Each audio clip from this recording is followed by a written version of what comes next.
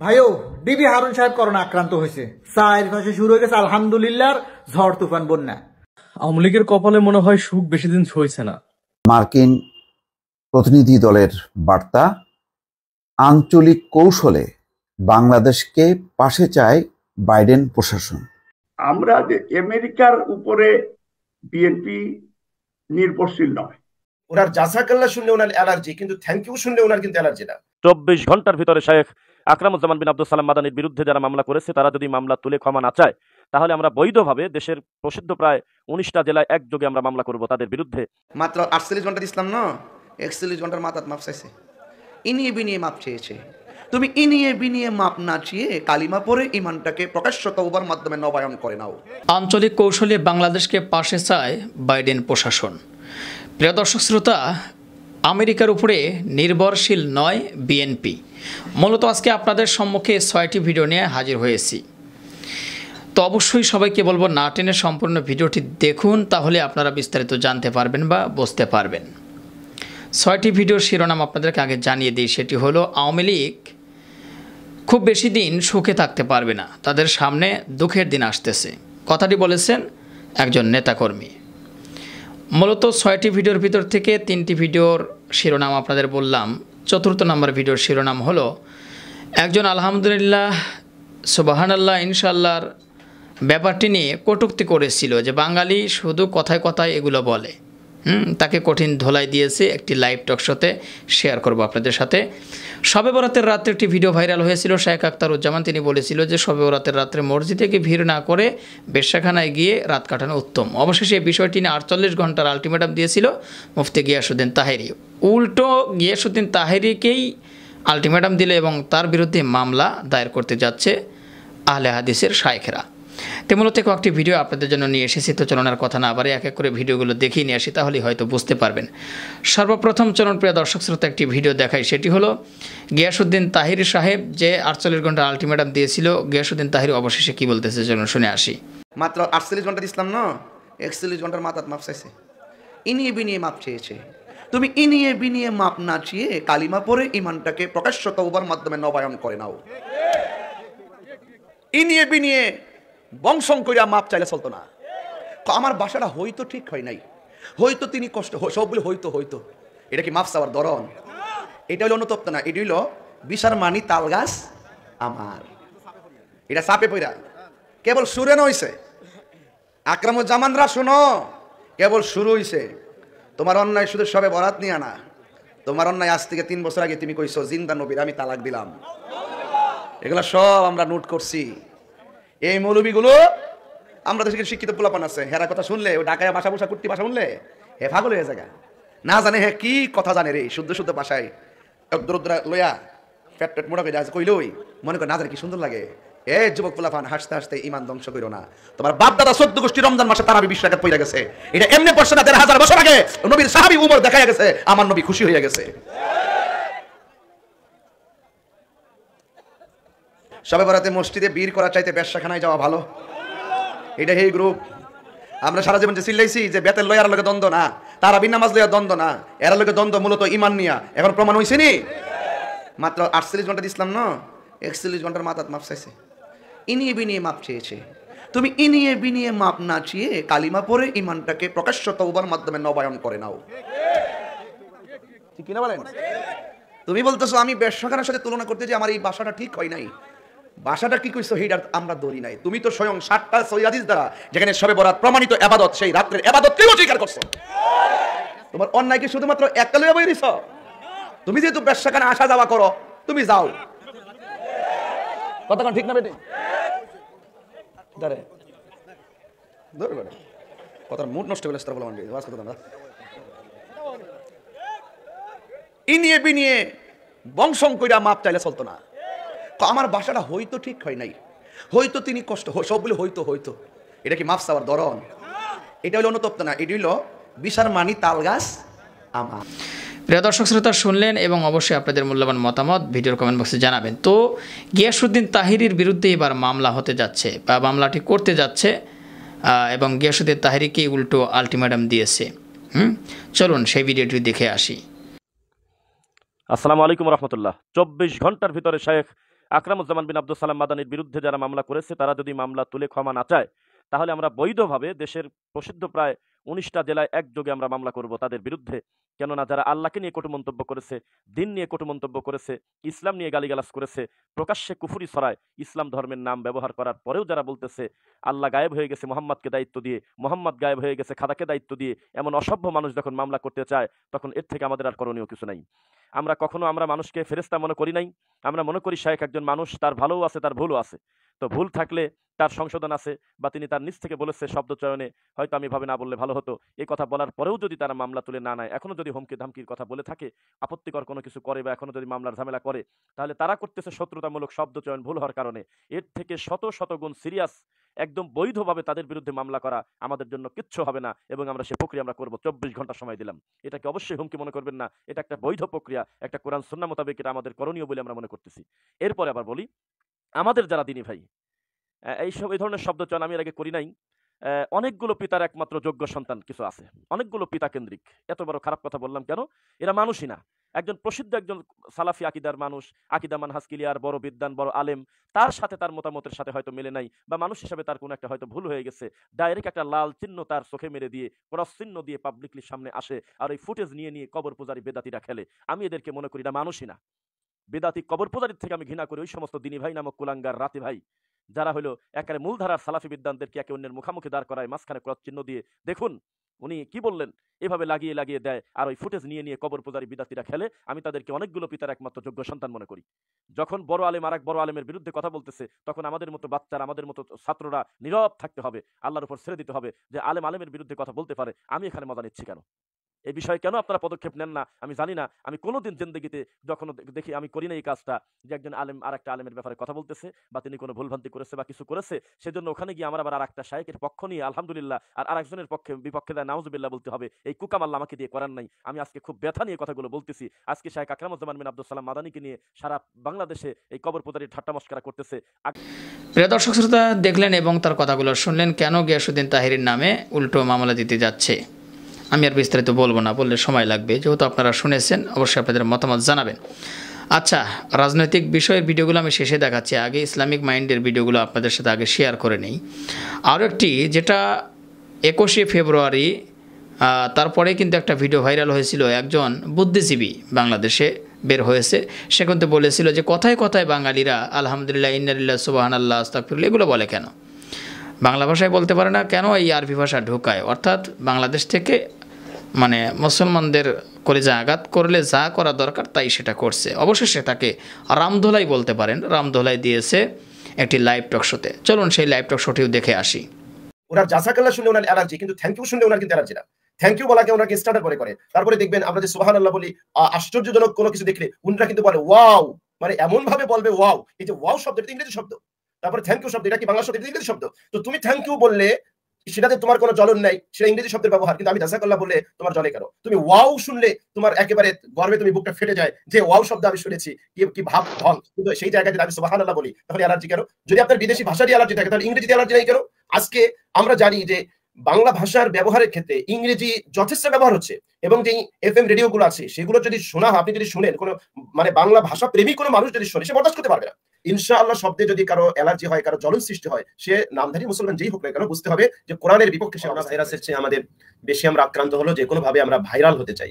এই যে ভাইরাল রোগে আমাদের মানে আমরা আক্রান্ত হতে যাচ্ছি বা আক্রান্ত হয়ে গেছি অলরেডি। এখন কেউ অতি দ্রুত ভাইরাল হতে চাইলে সে দেখে যে যদি আমি ইসলামের বিরুদ্ধে কোনো কথা বলি বা ইসলামের বিরুদ্ধে আমি অবস্থান গ্রহণ করি, তাহলে খুব দ্রুত ভাইরাল হওয়ার একটা সহজ একটা প্রক্রিয়া সোশ্যাল মিডিয়ার কল্যাণে যেটা দেখা যাচ্ছে। আমার মনে হয় যে উনি প্রথমত যেটা বলবো যে উনি মনে হয় এই ভাইরাল রোগে উনি আক্রান্ত হয়েছে, এবং এই ভাইরাস এটা ওনার ক্যান্সার হিসেবে ওনার ভিতরে সংক্রমিত হয়েছে, যার কারণে উনি খুব দ্রুত ইসলামের বিপক্ষে অবস্থান নিয়ে উনি ভাইরাল হতে চেয়েছেন। ভদ্রলোকের নাম যদি আমি ভুল না করি তাহলে নোমান কিন্তু দুঃখজনক হলেও সত্য এটা আরবি শব্দ। তাহলে ওই ভদ্রলোককে আশীর্বাদ প্রাপ্ত আল্লাহর বান্দা হিসেবে ডাকা উচিত। ওনার যদি আরবি শব্দের এত অ্যালার্জি থাকে, সর্বপ্রথম ওনার পরিবারের সাথে, ওনার বাবার সাথে, মায়ের সাথে ঝগড়া করা উচিত ছিল যে আপনারা আমার নাম নোমান কেন রাখলেন, বরং আমার নাম রাখবেন যে আমি আল্লাহর আশীর্বাদ প্রাপ্ত একজন বান্দা। এটা ওনার রাখা উচিত ছিল। উনি ঝগড়াটা ওইখানে না করে টেলিভিশনে কেন এসে এই ওনার ভিতরের যেই বিষ উনি একেবারে উগরে দিলেন, সেটা আমার বোধগম্য নয়। তো আমি ওনাকে পরামর্শ দিব যে সর্বপ্রথম আপনি গিয়ে বাসায় গিয়ে আপনি ঝগড়া ফাসাদ যা করার সেখানে গিয়ে করেন, এবং আপনার নাম যে নোমান এটা আরবি শব্দ, এটা বাংলা শব্দ নয়, তো এটাও আপনার অ্যালার্জি থাকা উচিত। 2 নম্বর আমি যেটা কথা বলবো সেটা হলো যে উনি একাধারে কোরআনের বিরোধিতা করেছেন, সংবিধানের বিরোধিতা করেছেন। সংবিধানের 41-এর ক সেখানে আছে প্রত্যেক নাগরিক রাষ্ট্রের যে কোনো ধর্ম গ্রহণ, প্রচার, প্রসার, পালন করতে পারবে, এতে কারো কোনো নাক গলানোর কোনো অধিকার থাকবে না। সুতরাং আমি আমার ধর্মের সিম্বল, আমি আমার ধর্মের কথা বলবো। আমাদের নজিবুল আকবর ভাই চমৎকার বলেছেন, আমি আর ওইগুলো রিপিট করছি না, যে আমি আলহামদুলিল্লাহ বলবো, এটা আমার ইসলামের সিম্বল। আমি জাযাকাল্লাহ বলবো, আমি তারপরে সুবহানাল্লাহ বলবো, আলহামদুলিল্লাহ বলবো, এগুলো আমার ধর্মের সিম্বল এবং আমার ধর্মের শিক্ষা। সুতরাং একজন মুসলিম হিসেবে এটা আমি প্রচার করবো, আমি বলবো, এটা আমার সাংবিধানিক অধিকার। উনি যেটা বলতে চেয়েছেন যে উনি আমার সাংবিধানিক অধিকার উনি হস্তক্ষেপ করেছেন। মহাগ্রন্থ আল কোরআনুল কারীম যদি আপনি খোলেন, সূরা কাহাফের 23 নম্বর আয়াত, এখানে আল্লাহ রাব্বুল আলামিন বলছেন, ওয়ালা তাকুলান্না লিশাইইন ইন্নী ফাইলুন যালিকা গাদা ইল্লা ইনশাআল্লাহ। ইনশাআল্লাহ ব্যবহারটা কোথা থেকে আসলো? আপনি যদি সূরা কাহাফের 23 নম্বর আয়াত দেখেন, এখানে আল্লাহ বলছেন ওয়ালা তাকুলান্না লিশাইইন। মুহাম্মদ সাল্লাল্লাহু আলাইহি ওয়াসাল্লামের অনেক বড় একটা প্রেক্ষাপট আছে, যে আসহাবে কাহাফ গুহাবাসী সম্পর্কে কাফেররা তাকে প্রশ্ন করেছিল, আল্লাহ নবী সাল্লাল্লাহু আলাইহি ওয়াসাল্লাম ইনশাআল্লাহ এটা বলতে ভুলে গিয়েছিলেন। তিনি বলেছেন আমি আগামীকাল জবাব দিব, কিন্তু ইনশাআল্লাহ না বলার কারণে বেশ কিছুদিন ওহী বিলম্বিত হচ্ছিল। পরবর্তীতে সূরা কাহাফ নাযিল হয়। তো আল্লাহ পাক তাকে বললেন ওয়ালা তাকুলান্না লিশাইইন ইন্নী ফাইলুন যালিকা গাদা, আপনি এই কথা কখনোই বলবেন না যে আমি আগামীকাল করব, ইল্লা ইনশাআল্লাহ। এভাবে বলবেন, কন্ডিশন দিয়ে বলবেন, যদি আল্লাহ চায়। এই যদি আল্লাহ চায় এই শব্দটাই হচ্ছে ইনশাআল্লাহ। সুতরাং সূরা কাহাফের 23 নম্বর আয়াতের নির্দেশ হচ্ছে প্রত্যেক মুসলমান ইন ফিউচারে কোনো কাজ করতে চাইলে সে বলবে ইনশাআল্লাহ আমি করব, ইনশাআল্লাহ আমি যাব, ইনশাআল্লাহ আমি খাবো, ইনশাআল্লাহ আমি আমার সাথে সাক্ষাৎ করব। এটা মহাগ্রন্থ আল কোরআনুল কারীমের নির্দেশ। প্রিয় দর্শক শ্রোতা, লাইভ টক শোটি আপনারা দেখলেন, তো অবশ্যই আপনাদের মূল্যবান মতামত ভিডিওর কমেন্ট বক্সে জানাবেন। তো 3টি ভিডিও আপনাদের সাথে শেয়ার করলাম। এবার চলুন 4র্থ নম্বরের ভিডিও ফুটেজ আপনাদের সাথে শেয়ার করব। সেটি হলো ডিবি প্রধান হারুন আর রশিদ সাহেব করোনায় আক্রান্ত, কিন্তু সাধারণ জনগণ কেন এত খুশি এবং তারা কেন আলহামদুলিল্লাহ পড়ছে, এ বিষয়টি নিয়ে একজন কথা বলেছে বা একটি ভিডিও তৈরি করেছে। চলুন তার মুখ থেকেই শুনে আসি। ভাইও, ডিবি হারুন সাহেব করোনা আক্রান্ত হয়েছে, চারপাশে শুরু হয়ে গেছে আলহামদুলিল্লাহ ঝড় তুফান বন্যা। ডিবি হারুন সাহেব করোনায় আক্রান্ত হয়েছে, এটা কিন্তু খুবই চিন্তার বিষয়, দুঃখের বিষয়, মানে চিন্তার একটা বিষয় বাংলাদেশের জন্য, যে এমন একটা সময় ডিবি হারুন সাহেব করোনা আক্রান্ত হয়েছে। আমরা যখন মনে করতেছি যে দুনিয়াতে করোনা মনে হয় আর বেঁচে নেই, কিন্তু সেই সময়ে আইসা ডিবি হারুন সাহেব, মানে এতটা নিরাপত্তার ভিতরে থাকার পরেও ডিবি হারুন সাহেব পর্যন্ত করোনা চলে গেছে। তাইলে একবার চিন্তা করেন যে আমাদের কি অবস্থা হবে যদি এখন পর্যন্ত বাংলাদেশে করোনা থেকে থাকে, তাহলে আমাদের কি অবস্থা হবে সেইটা চিন্তা না করে আমাদের বাংলাদেশি যে ভাই ব্রাদারগুলো আছে না, ডিবি হারুন সাহেব করোনা আক্রান্ত হয়েছে, এখন শুরু করে দিচ্ছে কমেন্ট বক্সে যাই আলহামদুলিল্লাহ আলহামদুলিল্লাহ আলহামদুলিল্লাহ, মানে শুরু করে দিচ্ছে আলহামদুলিল্লাহ। ঝড় তুফান বন্যা যা যা হয় বাংলাদেশের মধ্যে সব তারা শুরু করে দিচ্ছে। ঈদের আমেজ তারা শুরু করে দিচ্ছে, যে ঈদ ঈদ মনে হয় তাদের কাছে লাগতে আছে, এমন আনন্দ শুরু করে দিচ্ছে, কারণ ডিবি হারুন সাহেব করোনা আক্রান্ত হয়েছে। ভাই ব্রাদার, ডিবি হারুন সাহেব করোনা আক্রান্ত হয়েছে, এটা কিন্তু চিন্তার বিষয়, বাংলাদেশের জন্য একটা চিন্তার বিষয়, যে এত নিরাপত্তা থাকার পরেও ডিবি হারুন সাহেব পর্যন্ত যখন করোনা চলে গেছে, তাইলে আমরা কে ভাই ব্রাদার, আমরা কে? আমরা তো প্রতিদিন আমাকে ভাই ব্রাদার, আত্মীয় স্বজন, মা বাবা গুলা হাজার হাজার শত শত মানুষের আশপাশ দিয়ে চলাফেরা করে না, করে তো, তাইলে তাদের কি অবস্থা হবে? একবার যদি বাংলাদেশে আবার আগের মতন শুরু হয়, ভাই ব্রাদার, বাংলাদেশে কখনো কতজন আক্রান্ত হয়েছে সঠিক তথ্য কিন্তু দেওয়া হয় নাই, তারপরেও ভাই ব্রাদার বাংলাদেশের কি একটা অবস্থা হয়েছে জানেন? এখন যদি আবার সেটা জীবিত থাকে, যদি হারুন সাহেব সত্যি আক্রান্ত হয়ে থাকে, তখন চিন্তা করেন যে বাংলাদেশের কি অবস্থা হইতে চলিতেছে সামনের দিকে। আপনারা সেই চিন্তা না করি, ডিবি হারুন সাহেব আক্রান্ত হয়েছে, আলহামদুলিল্লাহ ঝড় তুফান বন্যা শুরু করে দিয়েছেন, কিন্তু আমি ওইটা চিন্তা করতেছি না। আমি চিন্তা করতেছি ভাই ব্রাদার, করোনা যদি দেশের মধ্যে থেকে থাকে তাহলে আমাদের কি হবে, আমাদের ভাই ব্রাদারদের কি হবে, আমাদের ফ্যামিলি পরিবারের মানুষজনের কি হবে? মানে দেশের মধ্যে সবাই তো দেশের মানুষ, আমরা না বিদেশে আছি, করোনা ধরবে না ওইটা বলবো না, আমরা তো বিদেশে আছি, তারপরেও এখানে মানে সেফ থাকা যায়, কিন্তু বাংলাদেশে তো ভাই সেফটি বলতে সেফ বলতে কিছুই নাই, সব সমান। এখন ওইটা লইয়া চিন্তা করেন যে কিভাবে নিজের ফ্যামিলিরে সুরক্ষিত রাখা যাবে, কিভাবে নিজের ফ্যামিলিরে ভালোভাবে সুন্দরভাবে এই করোনা থেকে দূরে রাখা যাবে, সেটা চিন্তা করেন। কমেন্ট বক্সে হাজার হাজার আলহামদুলিল্লাহ বলিও লাভ নাই, লক্ষ লক্ষ কোটি কোটি আলহামদুলিল্লাহ বলিও লাভ নাই। এখন চিন্তা করেন, যেহেতু বাংলাদেশে চলে আসছে, যেহেতু বাংলাদেশে ধরা পড়ছে, সেক্ষেত্রে নিজের ফ্যামিলিরে পরিবারে কিভাবে বাঁচাইবেন? এভাবে আলহামদুলিল্লাহ বলি নিজের ফ্যামিলিরে বাঁচাইতে পারবেন না, বুঝছেন? দোয়া করবেন, সাবধানে থাকবেন, এটাই হয়েছে ভাই এখন আমাদের কাজ। এই কমেন্ট বক্সের মধ্যে আলহামদুলিল্লাহ বলে কোনো লাভ হয় না। কমেন্ট বক্সে কেউ মৃত্যুবরণ করলে বাংলাদেশে এখন কমেন্ট বক্সে আলহামদুলিল্লাহ বলে, আবার কেউ মানে কোনো ধরনের প্রশাসনের মানুষ বা প্রিয় দর্শক শ্রোতা, শুনলেন, জানলেন, বুঝলেন, অবশ্যই আপনাদের মূল্যবান মতামত ভিডিওর কমেন্ট বক্সে জানাতে ভুলবেন না। 4টি ভিডিও আপনাদের সাথে শেয়ার করলাম, সরি আমি প্রথমেই বলেছিলাম 6টি ভিডিও, মূলত 7টি ভিডিও আপনাদের সাথে শেয়ার করবো, আর 3টি ভিডিও রয়েছে। তো এই ভিডিওটি দেখলেন, ডিবি হারুন সাহেবে করোনায় আক্রান্ত হয়েছে, এই ব্যাপারটি নিয়ে কী বললেন আপনারা শুনলেন, আপনাদের মতামত জানাবেন। তো আমেরিকার উপরে বিএনপি নির্ভরশীল নয়, তাদের দিকে চেয়েছিল না বা চেয়ে নেই, বা তাদের সাহায্য বিএনপি চায় না, এরকম একটা লাইভ টক শো চলুন দেখে আসি যে আসলে নেতাকর্মী কি বোঝাইতে চাচ্ছেন। চলুন শুনে আসি। আমরা যে আমেরিকার উপরে বিএনপি নির্ভরশীল নয়, বিএনপি চমক দেখাবে। শুধু আজকে এই কথাটা বলি, জনগণ যেহেতু বিএনপির সাথে আছে, অফকোর্স উইদিন 6 মাস বিএনপি ক্ষমতায় যাওয়ার জন্য আন্দোলন করছে না, বিএনপি জনগণের ভোটের অধিকার আদায়ের জন্য। বিএনপি একটা ন্যাশনাল। আমার সবচেয়ে প্রিয় সিদ্দিক ভাই, আজকের আমি সিদ্দিক ভাইয়ের কথা শুনেই কিন্তু আসছি। আপনি বলতেন যে সিদ্দিক ভাই আসবে, এই জন্য আসছি, কারণ সিদ্দিক ভাইরা আমার দেখার খুব ইচ্ছা। কারণ সিদ্দিক ভাইরা স্বামী এবং দামি নির্বাচনে যে বিজয়ী হয়েছেন, আমি তো আশা করছি যে আজকে সিদ্দিক ভাইয়ের সাথে আমার কিছু মত বিনিময় হবে। তবে সিদ্দিক ভাই হলে আমার ঝগড়াটা আমি করতে পারি না, কালকেও আপনাকে বলেছি। তো কারণ এটা আমার একটা সিদ্দিক ভাইয়ের সাথে ঝগড়া করতে পারেন না, এটাই আচ্ছা, এটা তো খুবই ভালো। আমি তো চাই আপনার ঝগড়া না করেন, কথা বলেন, তো তবুও কি খুশখুশ করলে যদি মনে চাই কিছু বলতে বলেন। না হলে আমার মাথার থেকে কথাও আসে না, কারণ আমি স্বামী আর দামি নির্বাচন বিশ্বাস করি না, তো এই জন্য। আর বিশেষ করে আজকে ডক্টর প্রফেসর হাসনাত ভাই উনি চমৎকার বলেছেন, এবং আমি উনাকে প্রথম ওনার অনুষ্ঠানে আমি এসেছি। এবং আমাদের কল্যাণ পার্টির মহাসচিব আমার অত্যন্ত প্রিয় ভাই, তো ওনারা তো মানে ভারতের কল্যাণের জন্য গিয়েছেন, কারণ ওই যে স্বামীর সাথে। তো আজকে প্রথমেই আমি স্বাধীনতার ঘোষক বাংলাদেশের প্রথম প্রেসিডেন্ট শহীদ রাষ্ট্রপতি জিয়াউর রহমান এবং যারা বাসার জন্য এই মাসে জীবন দিয়েছে, সেই ভাষা সৈনিক, স্বাধীনতা যুদ্ধে যারা জীবন দিয়েছে, তাদের আত্মার মাগফিরাত কামনা করছি। তার সাথে সাথে বাংলাদেশের প্রথম মহিলা প্রধানমন্ত্রী মাদার অফ ডেমোক্রেসি, ওনার সুস্বাস্থ্য দীর্ঘায়ু কামনা করছি। আশা করছি সিদ্দিক ভাইরা তাদের শুভবুদ্ধির উদয় হবে আর আমাদের নেত্রীকে ছেড়ে দিবে। না হলে এবার জনগণ যেভাবে জেগেছে এই দামি নির্বাচনে, স্বামী নির্বাচনে 3% চাইনি। তো প্রথমে আমি বলি যে আমার ভাই মামুন বলেছে যে বিএনপি একটা অগণতান্ত্রিক দল, এতদিনেও একটা বিএনপি ভেঙে দিছে জোট। এটা বলতে পারি যে আপনারা তো প্রমোশন হয়েছে, যেখানে দেশে অগণতান্ত্রিক ব্যবস্থা, যেখানে ডিক্টেটরদের উত্থান, যেখানে ভারতীয় আগ্রাসন বাংলাদেশে, যেখানে আমরা মুক্তিযুদ্ধ করেছি সেই সাম্য, মানবিক মর্যাদা, ন্যায় বিচার পুনঃপ্রতিষ্ঠার জন্য, যেখানে আমরা বিএনপি লড়াই করছে মানুষের ভোটের অধিকারে। বিএনপি সশস্ত্র দল নয়, বিএনপি জঙ্গিবাদ বিশ্বাস করে না, বিএনপি একটা লাশের পরিবর্তে 10টা লাশ নির্দেশ দেয় না বিএনপি নেত্রী। বিএনপি লগি বইটা নিয়ে লাশের উপরে ডান্স করে ক্ষমতা আসে না। তো যে কারণে আমাদের দল টের পেয়েছে যে জোট থেকে কারা কারা মানে অর্ধ ইমান আর কাদের ফুল ইমান, এই জন্য বিএনপি জোট ভেঙে দিয়েছে। যারাই রাজপথে থাকবে তাদেরকে নিয়ে ফিউচার জাতীয় সরকার গঠন করবে, এটা তারেক রহমান বলেছেন। তো সেখানে কল্যাণ পার্টি তারা সেখানে আপনারা সফল হননি এই পর্যন্ত, সামনে সফল হওয়ার সম্ভাবনা নাই, সেটাকে তিনি বলেছেন যে আপনারা, আমরা ভেরি স্যাটিসফাইড বাংলাদেশের জনগণের উপরে। আমরা মনে করি বিএনপির লিডারশিপ অত্যন্ত সফল হয়েছে, সার্থক হয়েছে। এবং কারণ আপনি দেখেন এই যে গত এই দামি নির্বাচনে 3%-এরও নিচে বাংলাদেশের জনগণ নির্বাচনে যায়নি। এটা আমাদের ভিক্টরি, এটা আমাদের দরকার ছিল যে বাংলাদেশের জনগণের কোন দিকে জনগণ, কারণ আওয়ামী লীগের মহাসচিব তো উনি ক্ষমতায় যাওয়ার রাজনীতি করছেন না, ক্ষমতায় যাওয়ার রাজনীতি আগেও আমরা বলেছি যে বিএনপি ক্ষমতায় যাওয়ার জন্য আন্দোলন করছে না, বিএনপি জনগণের ভোটের অধিকার আদায়ের জন্য। বিএনপি একটা ন্যাশনালিস্ট, কোন ন্যাশনালিস্ট মা বিক্রি করে না।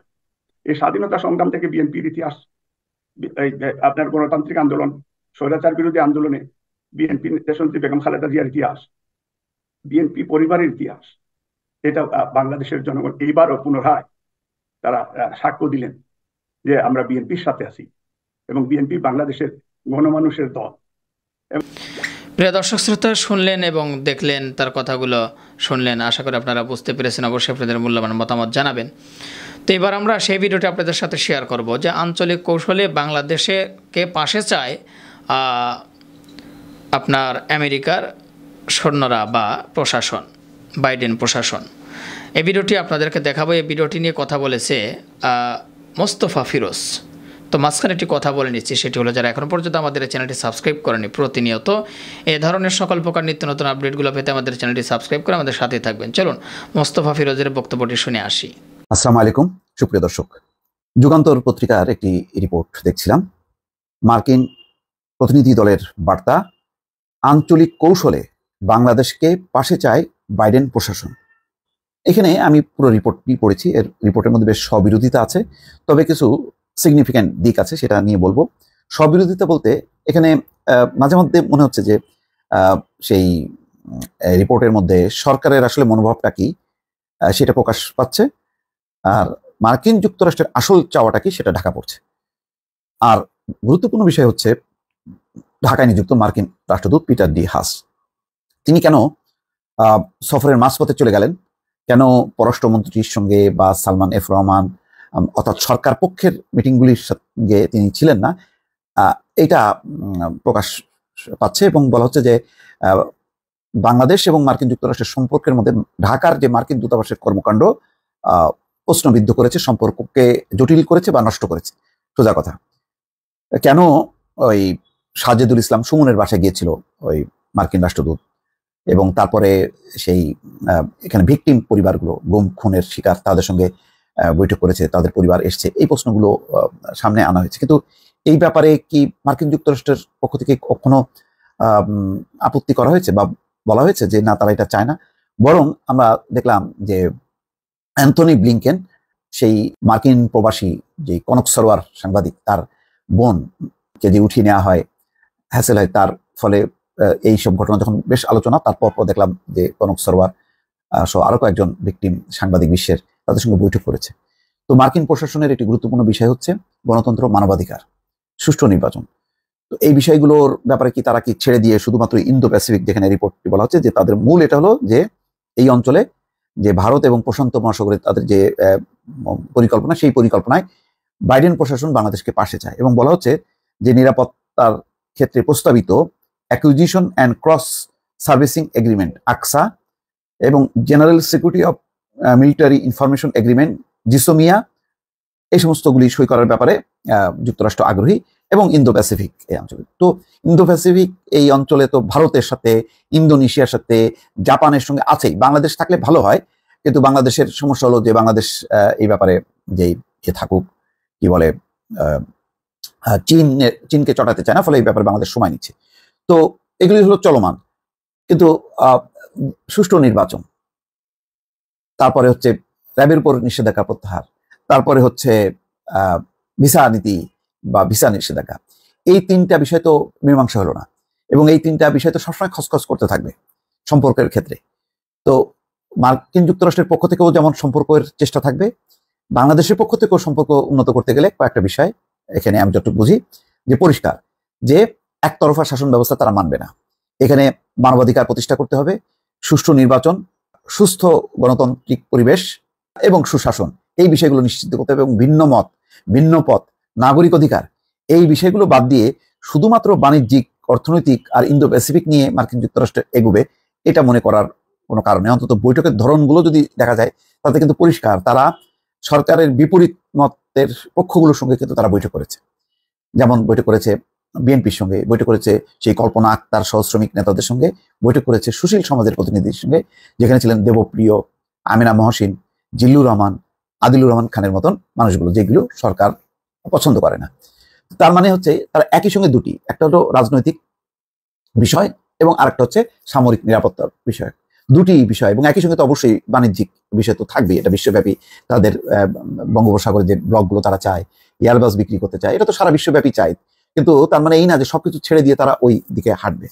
তো এই রিপোর্টের মধ্যে আমার কাছে ওটাই মনে হচ্ছে যে এখানে একটা বিষয়টা নতুনভাবে আনা হলো, যে মনে করা হচ্ছে যে এই সফরের মাঝখানে যে ঢাকা ছাড়লেন পিটার ডি হাস, তাতে মনে হচ্ছে যে সরকার পছন্দ করছে না আর পিটার ডি হাসের উপস্থিতি, সুতরাং সেই কারণেই পিটার ডি হাস আর এই আলোচনার মধ্যে থাকলেন না এবং তিনি চলে গেলেন। বিষয়টা কি তাই যদি হয়, এটা খুব গুরুত্বপূর্ণ একটা বিষয়। যদি সরকারের চাওয়াটা যদি যুক্তরাষ্ট্র গ্রহণ করে এবং সেই অনুযায়ী যদি পিটার ডি হাসকে যদি মানে সরে যেতে হয় বৈঠকের মাঝখানে, যদি এটাই সত্য হয়ে থাকে, তাহলে তো বোঝাই যাচ্ছে যে পিটার ডি হাসের সময় শেষ হয়ে গেছে, অর্থাৎ বাংলাদেশের শেয়ার। আমরা প্রায় কিন্তু প্রিয় দর্শক শ্রোতা ভিডিওর লাস্ট মুহূর্তে চলে এসেছি। তো অবশ্যই এখন যে ভিডিওটি আপনাদের সাথে শেয়ার করব সেটি হলো বোরহান মাহমুদের একটি বক্তব্য, যে আওয়ামী লীগ বেশি দিন সুখে থাকবে না। হ্যাঁ, আওয়ামী লীগের দুঃখের দিন চলে এসেছে। তো চলুন, কেন তিনি আসলে কথাটি বললেন তার মুখ থেকে শুনলে বুঝতে পারবেন। চলুন শুনে আসি। আওয়ামী লীগের কপালে মনে হয় সুখ বেশি দিন সইছে না, বুঝছেন? কথা আছে না, যায় দিন ভালো আসে দিন খারাপ। তো আওয়ামী লীগের যত দিন চলে গেছে ওই দিনই ভালো গেছে, যেদিন আসতেছে অনেক খারাপ। কেন সুখ সইছে না কথাগুলো বলবো, তার আগে আপনাকে বলি যে মানুষের জীবনে কিছু ভালো সময় আসে, ওই সময়টাকে কাজে লাগাইতে হয়। আওয়ামী লীগেরও অনেক ভালো সময় আসছিল, ওই সময়টা কাজে লাগাইতে পারে নাই। ওই সময়টা মানুষের সাথে জুলুম, অত্যাচার, নির্যাতন, যা পারছে তাও করছে, যা না পারছে তাও করছে। সত্যি করে বলতেছি যে কোনো কিছু তো বাদ দেয় নাই। এটা তো আপনারা নিজেরাই ভুক্তভোগী, আপনারা জানেন যে কি না করছে, সবকিছুই করছে। কিন্তু তাদের সুযোগ ছিল বাংলাদেশের মানুষের কাছে হিরো হয়ে থাকার, অনেক সুযোগ পাইছিল। বঙ্গবন্ধু শেখ মুজিবুর রহমানের নামটা টিকিয়ে রাখার সুযোগ ছিল, কিন্তু এখন আওয়ামী লীগের যে অবস্থান, বঙ্গবন্ধু শেখ মুজিবুর রহমানের নাম টিকিয়ে রাখাই মুশকিল হয়ে যাবে। সত্যি করে বলতেছি। ওই যে ভাস্কর্য করছে না, যেখানে যেখানে দেখছেন, ওইগুলা চেঞ্জ করতে সময় লাগবে না, কারণ ওইগুলা শিখাইছে তো সেই। এখন মেন কথা হচ্ছে আমাদের বাংলাদেশে দেখেন, বাংলাদেশের নাম পরিবর্তনের একটা হিড়িক চলে আসছে, বুঝছেন? মানে যেখানে যাবেন সেখানে তেল মারা, মানে বঙ্গবন্ধু, শেখ হাসিনা, এই দুইটা নামের বাইরে কোনো নাম নাই। হ্যাঁ, আপনি একটু খেয়াল করে দেখেন তো, লাস্ট 10 বছরে কোনো বাবা তার মেয়ের নাম কি নাম শেখ হাসিনা রাখছে? রাখে নাই। একটু খোঁজ নিয়ে দেখেন। আমি যে কথাটা বললাম একটু ডিপলি চিন্তা করেন, কোনো বাবা তার মেয়ের নাম হাসিনা রাখে নাই লাস্ট 10 বছরে। কিন্তু সে সময়টা পাইছিল, সময়টা কাজে লাগাইতে পারে নাই। এখন দেখেন আমাদের আমেরিকাকে নিয়ে অনেক অভিযোগ, অনেক। আমি ব্যক্তিগতভাবে আমি অভিযোগ করছি। জনাব গোলাম মোল্লা রনি সাহেব একটা কথা বলছিলেন যে ফেব্রুয়ারি এবং মার্চের ভিতর কিছু একটা হবে। তো আমার যারা ব্যক্তিগত ভাই বিরাদার আছে, যারা খোঁজ খবর নেয়, তাদেরকে আমি বলছি দেখেন, ফেব্রুয়ারি মার্চে না হইলে 5 বছর টিকে যাবে সরকার। কিন্তু জানুয়ারি মাসটা তো চলেই গেল, ফেব্রুয়ারি মাসও চলে গেছিল। সবাই তো মনে করছে যে আপনার যে সবকিছু সমঝোতা হয়ে গেছে, সবকিছু আমেরিকার সাথে সব, আমরা নিজেরাও বিশ্বাস করে নিয়েছিলাম যে আমেরিকার সাথে মনে হয় বোঝাপড়া সব ওকে, মানে দেনাপানা সব ওকে। কিন্তু না, ফেব্রুয়ারি লাস্ট সপ্তাহে এসেই ম্যাজিক শুরু হয়েছে, খেলা, বুঝছেন? পিটার ডি হাস যা করছে এতদিন আওয়ামী লীগের সব নাটক ছিল। আপনি একটা জিনিস খেয়াল করবেন, বিএনপির সাথে মিটিং এর আগে, বিএনপির সাথে যে মিটিংটা করলো পিটার ডি হাস, তারপর আপনার মার্কিন তিনজন যে আপনার প্রতিনিধি দল আসছে 10 জনের, বাংলাদেশের ইতিহাসে আমেরিকার এত বড় প্রতিনিধি দল আসে নাই, এবার আসছে। এবং 3 জন যে মিটিং করছে বিএনপির সাথে, ওইখানে পিটার ডি হাস ছিলেন। ওনার মুখের হাসি আর বিগত এই 2 মাসের হাসিটা একটু মিলায়েন তো ভাই, নির্বাচনের পরে হাসির মিল আছে? হাসির মিল নাই, হাসির মিল নাই, বুঝতে পারছেন? শেখ হাসিনার সাথে তাল দিছে ভাই, তাল দিয়া আমেরিকার যে প্রসেস, সেই প্রসেসে হাঁটতেছিল আমেরিকা জানে এই অবৈধ সরকারকে যদি 5 বছর টিকিয়ে রাখা যায় তাহলে উত্তর কোরিয়া হবে। আপনি জানেন যে উত্তর কোরিয়ার কিন্তু অর্থনীতি অতটা ভালো না, ওই দেশে মানুষ না খেয়ে থাকে, তারপরেও ও পারমাণবিক অস্ত্র বানায়। তো এইটা আমেরিকা কি বোঝে না? আমেরিকা বোঝে। যখন একটা স্বৈর শাসক একটা দেশে মানে মানুষের জনগণের উপর চেপে বসে, তখন কি হয়? তখন সে জনগণকে কেয়ার করে না, কোনো দেশকেই কেয়ার করে না পৃথিবীর, কারণ তাতে ক্ষমতা হারানোর ভয় থাকে না, বুঝতে পারছেন? সে তার মতো করে। এই যে পাকিস্তানের গেম শেষ, পাকিস্তান কিন্তু ক্লিয়ার হয়ে গেছে, পাকিস্তান শেষ করে দেয় এখন বাংলাদেশে। পাকিস্তানে কি আমেরিকার জয় হয়েছে? বাংলাদেশ আমেরিকার জয় হওয়ার পথে। আমেরিকার যে চাওয়া, লাস্ট 2 বছরে আমেরিকা যেই জন্য পদক্ষেপ নিছে, তার থেকে এক চুলো নড়ে নাই। আমেরিকা যেটা করে সেটা কখনো বলে না, এটা বিগত সময় আমি অনেকবার বলছি, অনেকবার। তো মনে করেন যে বর্তমান যে মানে মার্কিনীদের যে তৎপরতা শুরু হয়েছে, তাতে লক্ষণ ভালো দেখতেছি না ভাই। আওয়ামী লীগের কপালে সুখ সইতেছে না বেশি দিন, বুঝতে পারছেন? আর এটা আমেরিকা জানে, যদি মার্চ মাসটা কোনোভাবেই চলে যাইতে পারে তাহলে 5 বছরের জন্য হয়তো তার একটা বঙ্গোবস্ত হয়ে যাবে। কিন্তু ওই শেখ হাসিনা কিন্তু বলছিল যে মার্চ মাসের ভিতর একটা কিছু হবে, বুঝতে পারছেন? মার্চ মাসে যে দুর্ভিক্ষ হবে বিএনপি ঘটাবে না, এটা শেখ হাসিনা ভালো করে জানতো যে এই সব অ্যাকশন আমেরিকা নিলে ফেব্রুয়ারির লাস্ট সপ্তাহ থেকে মার্চ মাসের প্রথম সপ্তাহে, এটা আপনার মার্চ মাসের প্রথম সপ্তাহে অনেকটা ক্লিয়ার হয়ে যাবে যে আমেরিকার অবস্থান কি। আর আমেরিকার অবস্থান কি সেটা তো বড় কথা না, এই অবৈধ সরকারের যে প্রবলেম গুলা, এইগুলা তো আপনারা নিজের খালি চোখে দেখতে পারতেছেন না ভাই, যে কত বড় প্রবলেমে আছে। এই মায়ানমার যে কত বড় হুমকি বাংলাদেশের জন্য আপনি চিন্তা করতে পারতেছেন না, আপনি বুঝতেছেন না ভাই, মায়ানমার বাংলাদেশের জন্য কত বড় হুমকি, এটা বুঝতে পারতেছেন না, বুঝতে পারছেন? বাংলাদেশকে এমন গেরাকলে ফেলাইছে, বুঝছেন? গেরাকলে পড়ে গেছে, ঘেমে পড়ে গেছে ভাই, যে সব সময় তুমি মানে মোলা ঝোলাবা, ঝোলায় তোমার মতো তুমি মানে মানুষ পাগলের বুঝ বোঝাবা, বাংলাদেশের জনগণ পাইছো না। আল্লাহর বিচার হচ্ছে সূক্ষ্ম একটা বিচার ভাই, এটা মাথায় রাখতে হবে। যেদিন যায় সেদিনই ভালো, যেদিন আসে সেদিনই খারাপ। যেদিনগুলো চলে গেছে আওয়ামী লীগের জীবনে শ্রেষ্ঠ সময়গুলো পার করছে আমরা, বিশেষ করে আপনার 16 সাল থেকে 2020 সাল পর্যন্ত।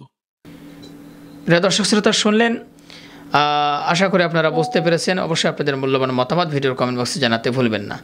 মূলত 7টি ভিডিও নিয়ে আপনাদের সম্মুখে হাজির হয়েছিলাম, এক এক করে 7টি ভিডিও আপনাদের সাথে শেয়ার করলাম। তো অবশ্যই আপনাদের মূল্যবান মতামত জানাবেন, পারলে ভিডিওটি শেয়ার করে সবাই দেখার সুযোগ করে দেবেন। আর আমাদের এই চ্যানেল এখন পর্যন্ত যারা সাবস্ক্রাইব করেননি, প্রতিনিয়ত সকল প্রকার নিত্য নতুন আপডেটগুলো পেতে আমাদের চ্যানেলটি সাবস্ক্রাইব করে আমাদের সাথে থাকবেন। যারা সাবস্ক্রাইব করেছেন তাদেরকে অসংখ্য ধন্যবাদ জানিয়ে আজকের মতো এখানেই বিদায় নিচ্ছি। আবারও দেখা হবে, কথা হবে নতুন কোনো টপিকে, নতুন করে ভিডিও নিয়ে। ভালো থাকবেন সবাই, আল্লাহ হাফেজ।